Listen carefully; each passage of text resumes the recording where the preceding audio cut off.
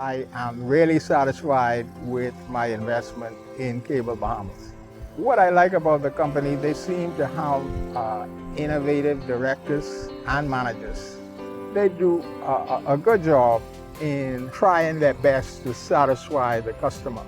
I own Cable Bahamas. This is my company, and it all got started because Bahamians like me, I think they can meet the challenge. Good evening, Bahamas. You're tuned into NB12 Weekend, broadcasting from Cable 12 Studios on Robinson Road. Coming up tonight in news, the two men gunned down within 12 hours, how the Minister of National Security hopes a parole system will help stem crime, plus the private sector offering to help government work its way through the Baha Mar crisis. I'm Paige McCartney. We've got those stories and more straight ahead on NB12 Weekend.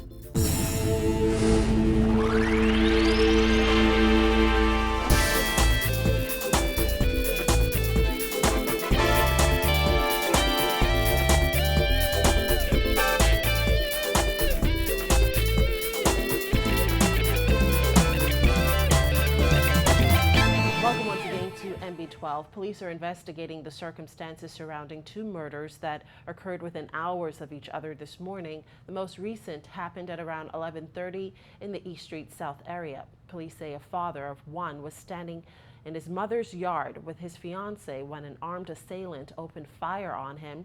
Head of the Central Detective Unit, Superintendent Paul Rolle. Officers responded here to this scene where they encountered a male lying on the side of the road, suffering from, again, multiple gunshots about his body. What we do know is that he had pulled up at his mother's residence along with his fiancée when persons, we believe, in a bluish-green Honda Civic pulled behind him. The rear passenger exited armed with a handgun and began discharging shots in his direction, fatally injuring him. That victim has been identified as 32-year-old Jason Major. And early this morning at around 1:30, police say another man was chased by a gunman as he tried to run for his life. Reports are that the victim was at a restaurant and bar at Carl Road off Claridge Road when he got into an altercation with another man. Roll said the unidentified victim ran out of the bar and scaled a wall in an attempt to get away. There was a dance going on and persons got involved in a fight, and this individual was able to get out of the establishment by jumping over the wall and running. He was pursued by his assailant, who shot him multiple times, fatally wounding him.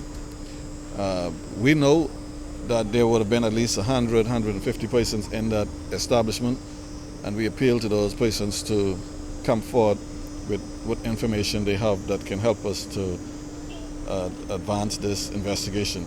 We also, at this stage, do not know who the individual is and appeal to persons. We believe he is a resident of Apple Street, and he was wearing a pair of white tennis, black jeans, and kind of green shirt. So persons who would have a relative fitting those type of clothing yesterday need to reach out to us. Police are also asking members of the public to provide whatever information they may have that can solve these killings. We have to reassure members of the public that they can move about freely on their island. That is why we bring out all the police units, and they will not only patrolling this area, but they'll be in all areas of New Providence. We are saying again particularly to the parents, we want you to talk to your sons, in particular, persons who might be in possession of firearms. If you know someone is in possession of firearm, that very firearm that you know about or have knowledge about could cost your death or cost the death of your relatives or some innocent citizens. So we're asking persons to please that we need your help. We need the public help. The members of the public have been helping us. The police cannot solve this crime problem alone. These latest killings pushed the country's murder count to 80 for the year, according to MB12 records. With more than 1,500 people in prison at any given time, Minister of National Security Dr. Bernard Nottage believes the implementation of a parole system will not only cut down the number of people incarcerated for minor crimes, but also reduce the number of people the court is forced to release on bail who are accused of more serious crimes. And what the parole system will do is cause a lot of people, many more people, to be released from prison early. But in order to do that, we have to have the structure for them to be able to be monitored and tracked over the course of whatever the period of probation is. The system will cost $350,000 and will be facilitated through a $20 million loan recently approved by the Inter-American Development Bank. Nottage called the acquisition of the loan the most important event in the fight against crime when he made the announcement this week at the Association of the Caribbean Heads of Corrections and Prison Services conference. Nottage said the parole system must not be confused with the ankle bracelet system. If we are going to develop a parole system, there has to be a sense of trust. So people who, I can't say for sure, but the emphasis will not be on ankle bracelets. The emphasis will be on keeping them, ensuring that they have some means of earning a living. If they need further training or further education, to enroll them in programs, and for them to be monitored in whatever way is appropriate to the individual, and I guess depending on what the crime is that they are being paroled for. According to statistics from the Ministry of National Security, 22% of murder victims up to the start of June this year were on bail for serious offenses, including murder, armed robbery, and rape. Nottage said it's hoped that a parole system will reduce the number of people who end up on bail after allegedly committing serious offenses. If we can reduce the number of people in our prisons, and secondly, if we can accelerate adequately the number of trials that we can do, particularly for serious crimes, then I anticipate that the need for the ankle bracelets will be reduced, because really when ankle bracelets were originally designed, they were not designed for the very serious types of crimes that we use them for.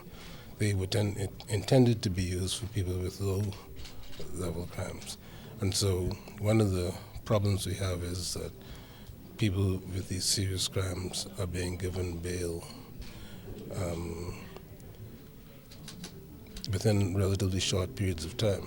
And Nottage said it's also expected that a parole system will mean additional jobs for Bahamians. He said there will be a need for specialized training, and the government will undertake a study to determine who would be eligible for parole.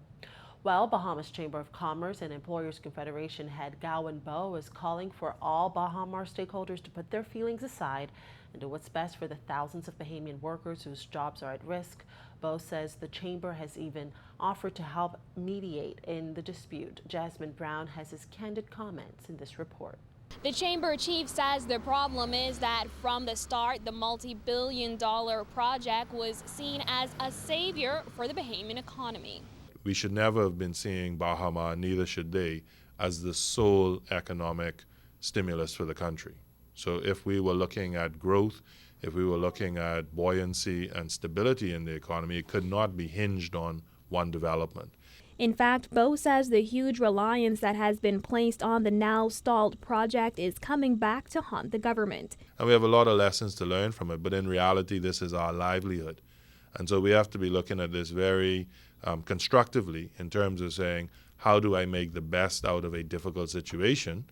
Bowe added that the chamber has extended an invitation to the parties involved to add an independent voice in ongoing talks. He said, given the recent public spat between the government, Baha Mar, and its Chinese partners, mediation is necessary. And from that perspective is really to add, if you will, an independent or an objective voice in the overall discussions. That's not to interject ourselves in a mediation effort that is already ongoing. What we extended in that regard is an ability to sit as, one, a representative of the private sector, but two, if you will, separate and apart from government if that was necessary. Last Monday, Baha Mar filed for a Chapter 11 bankruptcy. And Chairman Sarkis Ismarillion said in a letter to the workers that they will remain on the payroll for a period. Attorney General Allison Maynard Gibson announced the government's decision to pay the workers last week. However, a payment delay led to a nasty exchange of words between Baha Mar and Prime Minister Perry Christie.